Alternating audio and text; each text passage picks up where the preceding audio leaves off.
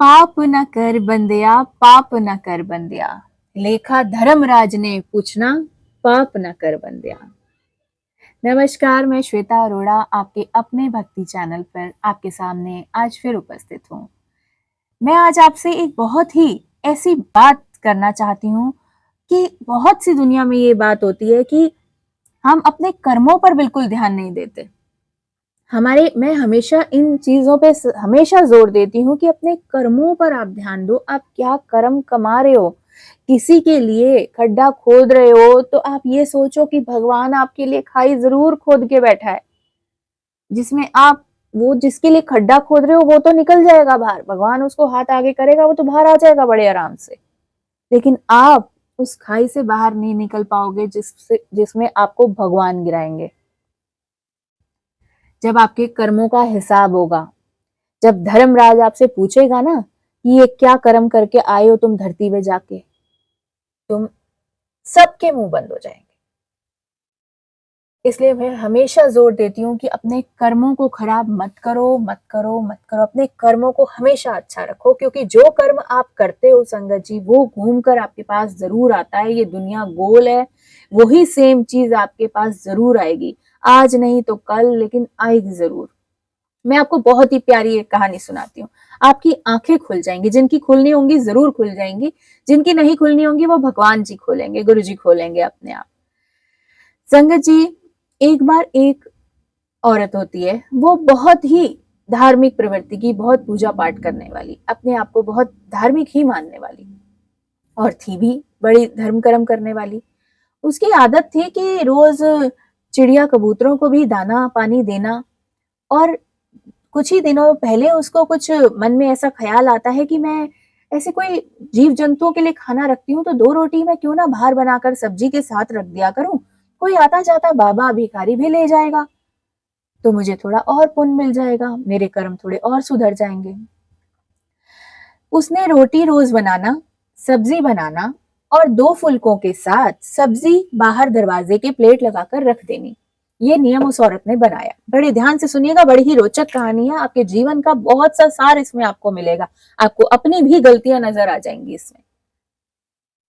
तो वो औरत रोज नियम बनाकर इस तरह से 2 चपाती खुद खाने से पहले बाहर रखती थी, ताकि कोई बाबा, गरीब बंदा भूखा जो होगा वही उठाएगा, वो उसके कर्म सुधर जाएंगे। तो उस लेडी ने 1 महीने से रखना शुरू करा, तो रोज देखती थी कि कोई ना कोई बाबा आता है और वो प्लेट उठाता है और चला जाता है। लेकिन एक बाबा आता था, उसने नोटिस किया कि जब भी वो बाबा आता है बड़े प्यार से प्लेट उठा उठा के बोलता है, बुरा बुरा अपने पास रह जाए और अच्छा अच्छा घूम कर आए, बुरा बुरा अपने पास रह जाए और अच्छा अच्छा घूम कर आए। वो बड़ी हैरान होती थी, क्या बोलता है ये बाबा रोज, मुझे समझ नहीं आता, ये ऐसे क्यों मेरे को ताना बोलता है कि बुरा बुरा अपने पास रह जाए, अच्छा अच्छा घूम कर आए। तो उनको बड़ा बुरा लगने लगा कि कैसे बोलता है ये बंदा। वही बात है ना संगत जी, हमें पता नहीं होता कि सामने वाला, आप उसको जज करते हो ना हर वक्त कि ये बंदा गलत है, गलत है, गलत है, गलत है, लेकिन ये गलती हमारी यही होती है, यही हमारे कर्म खराब होते हैं कि चाहे आपके लिए कोई भला चाह रहा होगा, लेकिन आप अपनी गंदी सोच की वजह से दूसरे को गलत साबित करने में लगे रहते हैं, जिसका आपको इसमें कहानी में सुनने को मिलेगा। और सुनो, अगले दिन वो फिर जाती है, उसको बड़ी नाराजगी से देखती है, वो फिर प्लेट उठाता है और बोलता है, आशीर्वाद देता है और कहता है, बुरा बुरा अपने पास रह जाए और अच्छा अच्छा घूम कर आए। उसको बहुत ही इस बार गुस्सा चढ़ जाता है और वो अगले दिन ठान लेती कि आज तो मैं इसकी 2 रोटी में जहर मिला के रहूंगी। बड़ा गंदा आदमी है ये, तो बड़ा धार्मिक बनता है, लेकिन मैं इसको खाना खिला रही हूँ और ये मेरे को ऐसे कर रहा है। तो अगले दिन वो जहर मिलाई हुई रोटियां वहां पर रख देती है, और जैसे ही वो प्लेट वहां पर रखती है, उसकी अंतरात्मा से आवाज आती है। जिन गुरु को वो मानती है, जिन इष्ट को वो मानती है, उनकी अंदर से आवाज आती है कि क्या करने जा रही हो, ये तुम कर क्या रही हो? आज तक तुमने इतने अच्छे कर्म करे, तुम भगवान से जुड़ी हुई हो, एक अच्छी सोल हो, और तुम ऐसा कर्म करके अपने जितना कमाया है वो सब खत्म कर रही हो, किसी को ऐसा बुरा समझकर। तुम इतना बड़ा पाप करने जा रही हो कि उसको जहर देकर तुम मारना चाह रही हो, और आज तक तुमने जितना पुण्य कमाया वो सब पानी में चला जाएगा।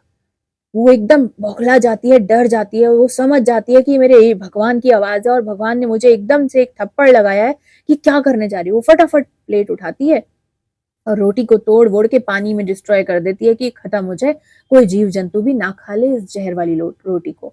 और अगले दिन वो फिर वहीं पर रोटी बनाकर रखती है और बाबा आता है कि अच्छा-अच्छा अपने पास आ जाए और बुरा-बुरा घूम कर आए।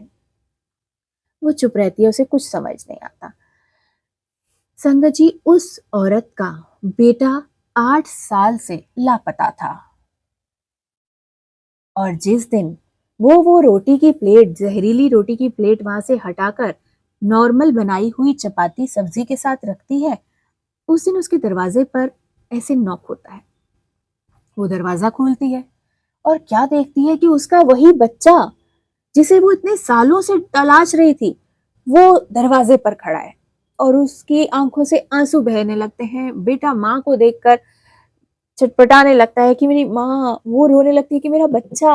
वो दोनों इतने प्रेम से एक गले मिलते हैं और बहुत वो हो जाते हैं कि माँ मैं आ गया, और वो कहती है बेटा तू कहाँ था, मैंने तुझे इतना ढूंढा, इतना तलाशा, लेकिन तू कहाँ था, मैं तो ऐसे ही मर जाती, मेरा ऐसे ही जीवन खत्म हो जाता, मैंने तो सब भगवान पे छोड़ रखा था कि मेरा बच्चा मुझे मिल जाए। वो बच्चा बताता है कि माँ मैं तो बड़ी बुरी हालत में था, मैं कई साल इधर उधर भटकता रहा, मुझे घर आने का कोई मार्ग नहीं मिल पा रहा था। अब मैं बड़ी मुश्किल से इस जगह तक पहुंचने लगा तो मैं एक जगह बेहोश होकर गिर गया। मैंने 4 दिन से कुछ भी नहीं खाया था माँ, और मैं भूखा प्यासा एक जगह गिरा हुआ था। जैसे ही मुझे होश आया, एक बाबा, साधु बाबा आया और उसने 2 रोटी मुझे दी। तो मेरे को वो खाने के बाद कुछ होश आया, क्योंकि मैं बेहोश हो गया था, क्योंकि मैं कुछ खाया हुआ नहीं था 4-5 दिन से माँ। तो जब मुझे होश आया, कुछ जान आई वो 2 रोटी खाकर, तब मैं माँ अपना घर तलाशने निकला और मैं आज घर पर पहुंच पाया उस बाबा के खाना खिला देने की वजह से। तो वो औरत हैरान होती है कि ये क्या, कौन-सा बाबा था जो, वो बताती है कि आज जो सब्ज़ी उसने बाबा के लिए रखी थी, वही सब्ज़ी उस बाबा ने उसके बेटे को खिलाई। तो वो कुछ दिमाग में उसको कुछ संशय होता है, वो अपने बच्चे से पूछती है कि बेटा, वो बाबा कैसा दिखता था? वो कहते हैं माँ, ऐसा साधारण सा ही दिखता था, नॉर्मल बाबा वाले कपड़े पहने हुए थे माँ, इससे ज़्यादा तो कुछ नहीं पता। लेकिन हाँ, बस वो एक बात को बार-बार दोहरा रहा था कि बुरा-बुरा अपने पास रह जाए और अच्छा-अच्छा लौट कर आए। तो वो औरत हैरान हो जाती है, उसकी तो वो काँपने लगती है, उसकी रूह एकदम कि ये तो वही बाबा है जो मेरे यहाँ रोज़ आता है और उसको मैं रोटी खाने को देती हूँ। वो कान पकड़ के अपने भगवान से माफ़िया माँगती है कि मैं, हे भगवान, मैं जिसको बुरा-भला बोल रही थी और जिसको मैं आज ज़हर की रोटी दे रही थी, वो रोटी अगर मैंने रख दी होती तो वो रोटी उस बाबा ने मेरे ही बेटे को जाकर दी है। अगर मेरे को भगवान की या मेरी अंतरात्मा की वो आवाज़ ना सुनाई दी होती, तो मैं तो उसको वही ज़हर वाली रोटी रख देती और मेरा बच्चा उसे खाकर मर जाता। मेरे कर्मों का फल उसी वक़्त मुझे मिल जाता। पर मेरे को अंतरात्मा की सुनी मैंने, ये बहुत-बहुत शुक्राना भगवान का कि भगवान ने मुझे ऐसा बताया, मुझे ऐसा गलत कर्म करने से रोका कि नहीं, तुमने ये नहीं करना है, ये रास्ता तुम्हारे लिए नहीं है, तुम गलत कर रही हो। और मैंने फटाफट वो रोटी हटाकर एक सिंपल रोटी बनाकर आलू की सब्जी के संग बाहर रखी और वही बाबा ने उठाकर मेरे बच्चे को दे दी और मेरा बच्चा उसे खाकर घर आया। तो लाख-लाख शुक्राना भगवान, तूने मेरे बच्चे की रक्षा करी, मुझे सद्बुद्धि दी ताकि मैं वो कर्म ना कर पाई और मेरा बच्चा आज ठीक है, नहीं तो मेरा बच्चा मर जाता। और उसी वक़्त वो बच्चा वो रोटी खाकर उसके अंदर थोड़ी जान आई और वो घर आ गया। तब उस औरत को समझ आया कि अच्छा, बुरा-बुरा अपने पास रह जाए और अच्छा-अच्छा लौट कर आए। तो ये तो वो बाबा उस औरत को ब्लेसिंग देके जा रहा था, आशीर्वाद देकर जा रहा था कि बुरा-बुरा अपने पास रह जाए और अच्छा-अच्छा लौट कर आए। मतलब जो भी तुम बुरा करो वो मेरे पास रह जाए, लेकिन तुम्हारा अच्छा करा हुआ तुम्हारे पास लौट कर ज़रूर आए। तो इसीलिए संगत जी ध्यान दीजिए इस छोटी-सी साखी पर कि इसका कितना बड़ा सार है, कितना बड़ा मतलब होता है हमारी ज़िंदगी से कि आप जो भी कर्म कर रहे हैं, वो आपके पास लौट कर ज़रूर आएँगे। और यही नहीं होता कि वो आप ही के पास लौट कर आएंगे, वो आपके परिवार में घूम कर आते हैं। आपके अच्छे करे हुए कर्मों का फल आपके बच्चों को मिलता है, आपके बुरे करे हुए कर्मों का फल भी आपके बच्चों को भोगना पड़ता है। तो इसलिए हमेशा जोर दीजिए कि कर्मों को सदैव सुधार कर रखिए। किसी को भी आपके कर्मों की वजह से, अगर किसी भगवान से अरदास करने वाले या किसी भगवान को दो घड़ी पूजने वाले के आंखों में आंसू आ जाए किसी के आपकी वजह से, तो आप समझ लीजिए कि आपका पापों का घड़ा भरने वाला है बहुत ही जल्दी। तो इसलिए कभी वो कर्म ना करें जिससे कभी किसी भी इंसान की आंखों में आंसू आपकी वजह से आए। और जिस दिन कोई भगवान की दिन रात सेवा में लगे रहने वाला या भगवान की दिन रात आस्था में रहने वाला इंसान अगर आपके भगवान के आगे एक आंसू भी रो दिया ना, तो वो आपके बहुत से कर्मों को ले डूबेगा। इसलिए अपने कर्मों पे हमेशा ध्यान दीजिए। ये एक छोटी सी कहानी आपको बहुत कुछ सिखाएगी कि वो इंसान, वो बाबा तो हमेशा आशीर्वाद ही देता था, लेकिन उसकी अच्छाई नहीं दिखी उस औरत को कि वो आशीर्वाद दे रहा है। उसने, औरत ने अपनी गलत मति चलाई और अपने अच्छे जो दिखा रही थी कर्म, उसके साथ उसने गलत अपना जोड़ दिया कि सामने वाले में उसे बुराई ही दिखनी है। और उस बुराई के चलते उसने उस अच्छी अरदास को, उस प्रार्थना को भी गलत तरीके से लिया। और बाद में उसने खुद ही उसका रिजल्ट भगवान ने उसे सामने दिखाया कि देखो कितना सही तुझे बताता था कि अच्छा अच्छा लौट कर आए। तो इसीलिए संगत जी, हमेशा जो आपको दिखता है कई बार वो ही सही नहीं होता, और जो आपको नहीं दिख रहा है आप उसी पर ही बहुत ज्यादा बातचीत कर देने पर या किसी के कुछ कह देने पर उस पर भरोसा कर लेते हैं और अपने कर्मों को खराब कर लेते हैं। हमारे गुरुजी हमेशा कहते थे कि ये जो होता है ना निंदा चुगली, इसको हमेशा बाहर छोड़ कर आया करो मेरे पास। ये इधर की उधर करना, दो लोगों से मिलना तो तीसरे की बात करना, ये सब आपको आपकी जितनी भक्ति वाली जर्नी होती है ना, आपने जितना सिमरन करा होता है ना, ये आप एक से बुराई करके उसको हमेशा के लिए अपने मंत्र जाप या सिमरन को पानी में डाल देते हैं। किसी की बुराई करने से देखिए सामने वाले को कभी कोई फर्क नहीं पड़ेगा। इतना ही होगा कि वो रो लेगा, परेशान हो लेगा, थोड़ा सा नाराज होएगा कि क्या हो रहा है भगवान, लेकिन वो हमेशा भगवान के आगे जरूर रोएगा ऐसा बंदा जिसको बिना गलती के वक्त वक्त पर अगर लोग अपने कर्मों के लिए इस्तेमाल करते हैं और उन्हें नहीं पता कि वो क्या कर्म कमा रहे हैं। इसलिए हमेशा अपने कर्मों पर ध्यान दीजिए और अपने इष्ट को ये अपनी भूल चूक बख्शने के लिए कहिए। अपने भगवान जिनको आप मानते हैं उनको बोलिए कि आपने जो कर्म किए हैं उनको बख्श दें। मैं तो खुद अपने लिए भी और सभी लोगों के लिए ये प्रार्थना करती हूँ कि भगवान हमसे जो भी कर्म हुए हो ना, आप हमें बख्श देना। बस इतनी मति देना कि आगे दोबारा हम वो कर्म ना बना पाए। हमारे गुरुजी कहते हैं कि वैसे जो भी आपकी पीठ पीछे बुराई कर रहा है, निंदा चुगली कर रहा है ना, वो आपका रखा हुआ एक कर्मचारी है जो बेचारा बिना आपसे कुछ तनख्वाह लिए आपका काम करता है। वो तो आपके मैले कपड़े धोने का काम करता है, आपके तन से वो कर्मों का बोझा वो अपने तन पर लाने का काम करता है, वो आपकी सारी मैल धोने का काम करता है। लेकिन हम भी इंसान ही है ना। एक वक्त के बाद अगर एक पत्थर पर भी रोज पानी टपकता रहेगा तो उसमें भी छेद हो जाएगा संगत जी। तो हम तो इंसान हैं। फिर हम भी अपने भगवान के आगे रो देते हैं कि भगवान बस करो, बहुत हो गया, अब और बुराइयां या और निंदा सुनी नहीं जाती। कई बार हम अपनी रिश्तेदारी या ऐसे लोगों में फंस जाते हैं जहां हम अपनी तरफ से बेस्ट देने का कोशिश करते हैं, लेकिन फिर भी कभी आपको पता चलता है कि आपके बारे में ऐसी ही बातें हो रही हैं, आपकी बुराइयां हो रही हैं। हालांकि हम गुरु जी को मानते हैं, हम बिल्कुल उनकी परवाह नहीं करते, हम बिल्कुल इग्नोर करना सीख चुके हैं अब कि वो हमारे रखे हुए कर्मचारी हैं, गुरु जी ने बताया है ना। लेकिन फिर भी एक एक पता चलने पर ना हम थोड़ा सा वो हो जाते हैं और रो पड़ते हैं गुरु के आगे। और मैं इसी चीज से डरती हूँ कि आप किसी को ऐसा मत कर दो कि वो भगवान के आगे रो दे और आपकी शिकायत भगवान के आगे लगा दे। कभी किसी का दिल मत दुखाओ।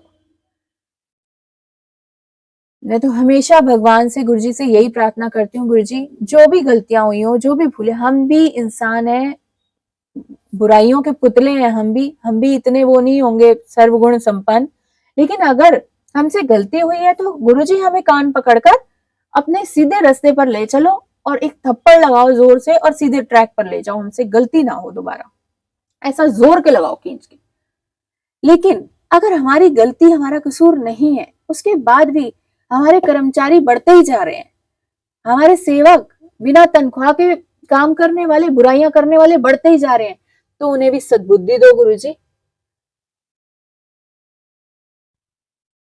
क्योंकि बहुत होती है दुनिया ऐसी। बस मैं ज्यादा आज संगत जी, ज्यादा कुछ नहीं, जो मन में था वही आज गुरुजी ने साखी भी सुनवाई मुझे, और वही मैंने आपके साथ शेयर भी करी, क्योंकि गुरु तो इन साखियों के द्वारा ही आपको बहुत से जवाब दे देता है। इसलिए भगवान की लाठी का डर हमेशा मन में रखिए। आप कोई भी कर्म करते वक्त हमेशा डरेंगे, और जब भगवान का डर आपके मन में होगा ना, दुनिया आपका कुछ नहीं बिगाड़ सकती। ये बातें बनाने के अलावा किसी में इतनी मजाल नहीं है कि अगर आप सही हैं तो आपका कुछ भी बिगाड़ दे, क्योंकि जिसके सिर पर हाथ गुरु का, वो दुख कैसा पाएगा। और अगर वो इंसान गलत है तो उसका गुरु उसको खुद सीधे रास्ते ले आएगा, आपकी जरूरत ही नहीं पड़ेगी वहां।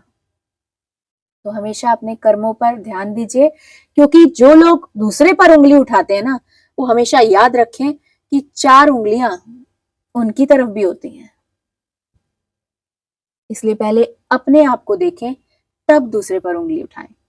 अगर आपको लगता है कि आप सर्वगुण संपन्न हैं, आपसे कभी कोई भूल नहीं हुई, आपने कभी किसी की निंदा नहीं की, तब आप हकदार हैं, बिल्कुल हकदार हैं किसी की ऊपर भी उंगली उठाने के। लेकिन झांक कर देखिए जरूर, ठीक है।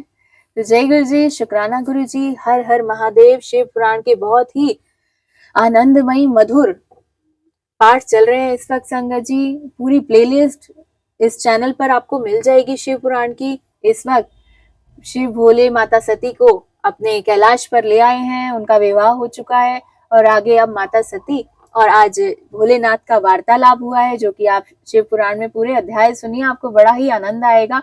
मैं बहुत ही साधारण भाषा में आपको शिव पुराण दिन प्रतिदिन समझाने की कोशिश कर रही हूँ। मुझसे जो भी गलतियां हो जाए मुझे माफ करें, सारे लोग मुझे माफ करें, बाकी मुझे बस गुरु जी अपने चरणी लगाए रखें। जय गुरु जी, शुक्राना गुरु जी।